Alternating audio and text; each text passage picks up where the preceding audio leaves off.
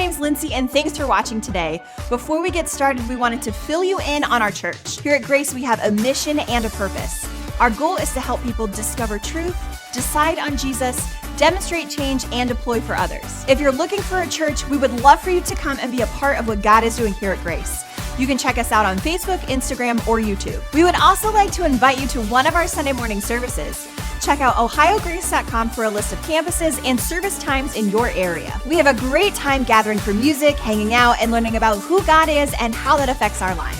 Thanks for watching, and we hope to see you here next week at Grace. Great to have you here. We've been making our way through the book of Galatians, and the message has been clear, isn't it?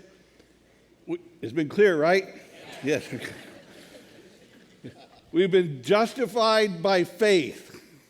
Justified by faith, which means we've been declared righteous, which means we've met God's standard, which means we obviously didn't do that on our own, because God's standard is perfection.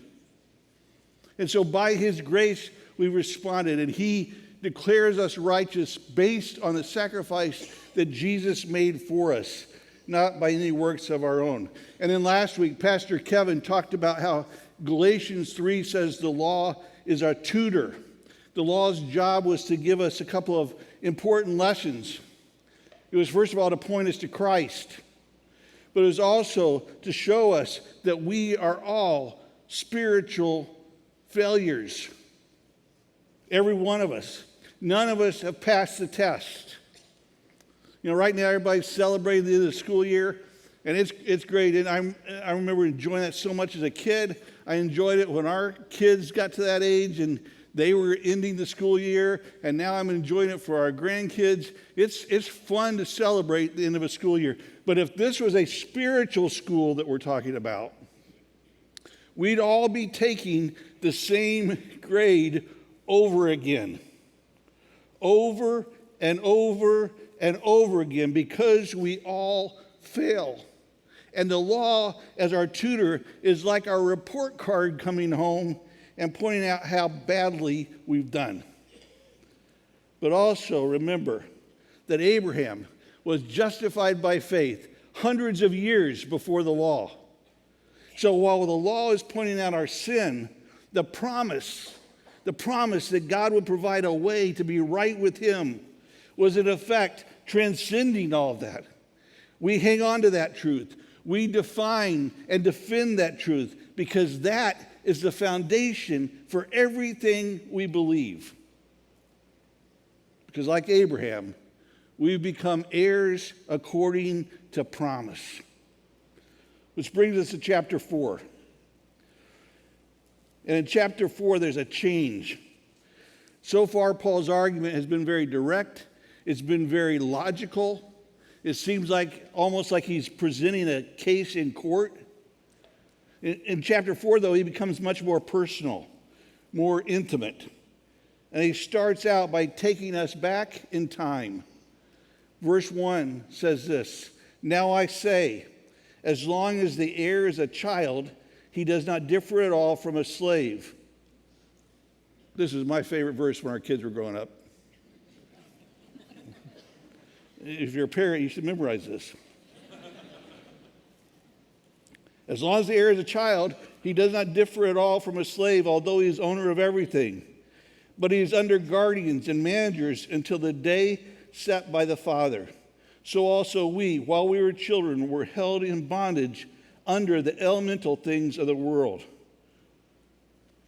So they understood, and they saw back at that time a distinction between adults and kids. We've sort of blurred the lines a little bit now these days, right? The child didn't have rights. They had potential rights. They may have been owners of everything, but they couldn't do anything with it. Not yet. Right at that time, as children, they had guardians and managers, often slaves themselves, who were assigned to care and train the kids until the date set by the Father. That date when a boy would transition to a man. And ladies, you're not left out. We know in chapter 3, verse 28, he's just told us we are all equal, all part of there's no distinction in males and females in coming to Christ. But what he's doing is using the cultural norms of that day. And it was a cultural norm for a boy to transition to a man at a date set by the father. It was the norm in the Greek culture. It was the norm in the Roman culture. It was the norm in the Jewish culture. They all did it. And so he takes that and says, this is what happened to all of us.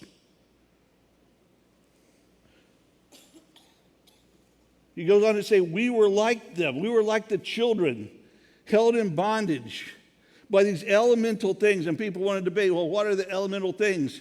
And a lot of different ideas out there. But certainly in the context, we're talking about man-made ideas of knowing God, man-made religion.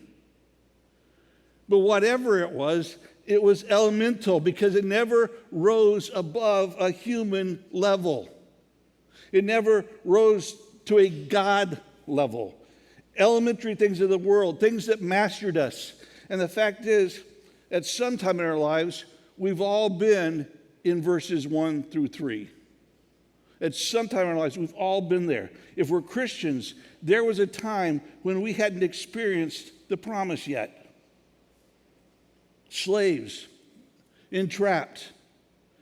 And there's some of us here today that are still in verses 1 through 3, who haven't experienced the promise yet, the promise of eternal life.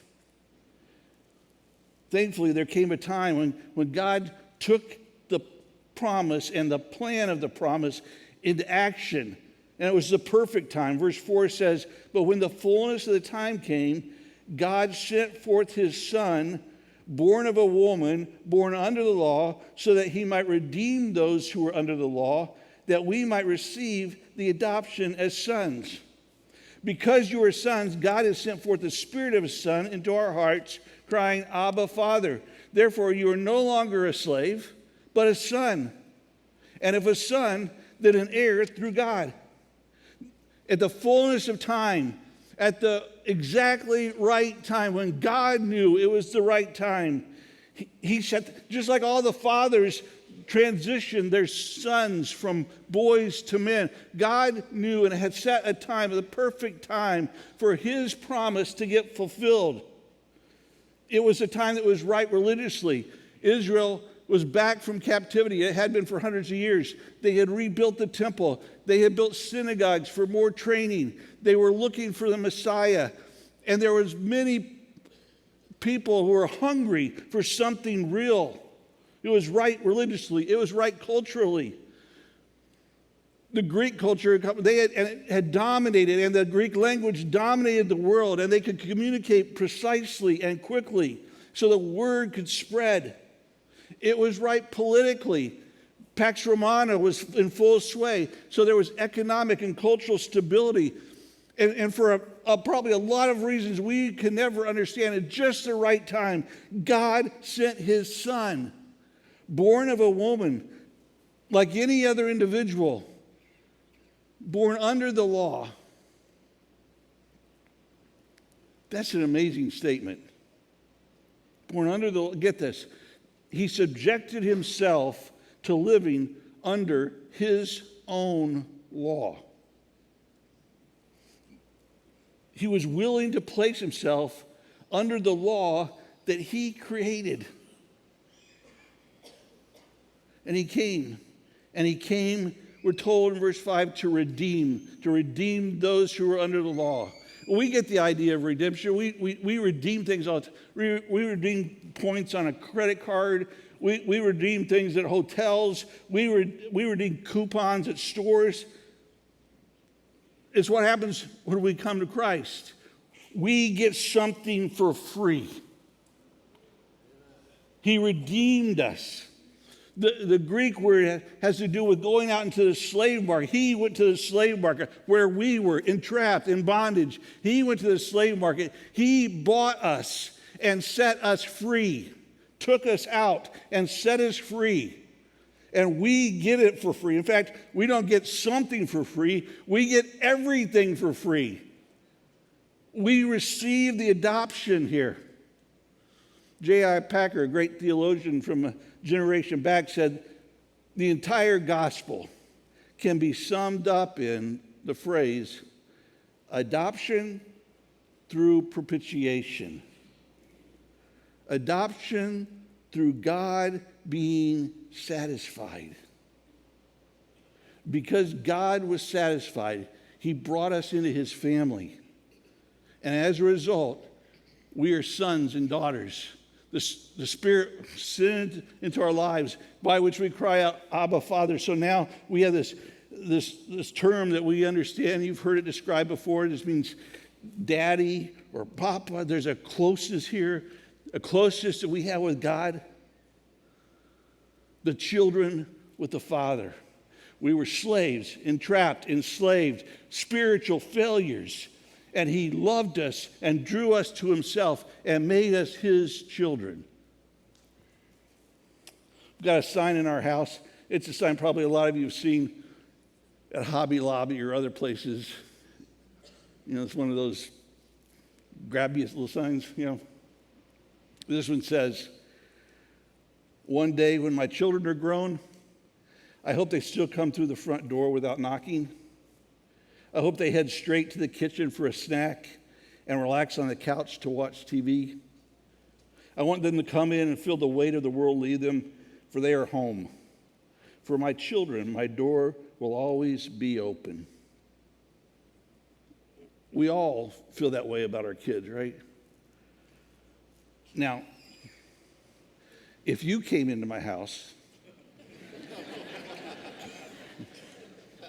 without knocking, and you went to the fridge and grabbed something and then flopped down on the couch, grabbed the remote, and started changing the channels,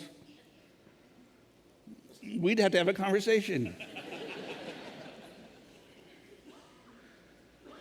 But with our kids, we understand it. It's different, right? There is a closeness.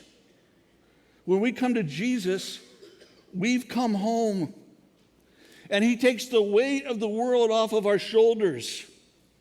The Spirit has brought us into a personal, intimate relationship with our Father. And as parents, we all know loving your kid isn't about their performance. It's about their position. They're your son, they're your daughter. You love them on a level that you can never deny. How much greater is the Father's love for us? You're an heir of God.